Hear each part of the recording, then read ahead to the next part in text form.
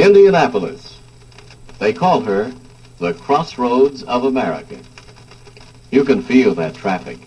Not just the buses, trucks, and cars that ply along a compact interconnecting system of city roads and state highways.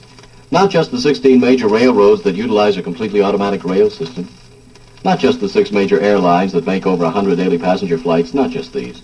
Because the term crossroads means so much more. It's the headlights from a lone diesel truck probing an early morning mist. It's the hurried steps of pedestrian traffic, or perhaps the hollow sound of spiked heels echoing against the wet cobblestones. And in her wake, the brief scent of a city at peace with herself. Indianapolis is a crossroads for people as well as traffic. They come from the fields, the towns, the cities large and small, and they merge in a geographic location known as Indianapolis. And they amalgamate into a species known as Hoosier. What are the people like? Well, they're friendly, they're smart, slow to anger, quick to smile, but you can't push them around. Most of them have rural backgrounds. They have strong family ties and traditions, and they have something else. Flexibility. They adapt well to new concepts, new ideas. And as a result, the city is in step with the century. What about the city? What about Indianapolis? We could tell you that Indianapolis is one of the world's largest inland cities, that it's grown into a thriving metropolitan center without losing its small-town friendliness, that it's the home of poet James Whitcomb Riley, Pulitzer Prize winner Booth Tarkington, 23rd President of the United States, Benjamin Harrison. We could tell you that Indianapolis is a city on the move.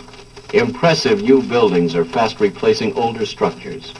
Elaborate new shopping centers are mushrooming in every section of the city. Indianapolis is the second largest state capital in the USA, covering 70 square miles with a population of 500,000.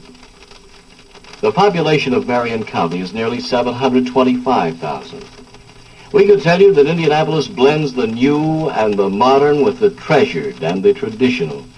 A city of infinite variety of diversified industry as well as recreational and entertainment facilities. A city that is all things to all people. All these things are true. And yet, Indianapolis is so much more. Facts and statistics are concrete things that can be rattled from an accountant's ledger. Beyond that, our description falls into a less tangible area. How do you express emotion and feeling? How do you tell people about the feel of this city? It's there. Perhaps you have to live it to experience it.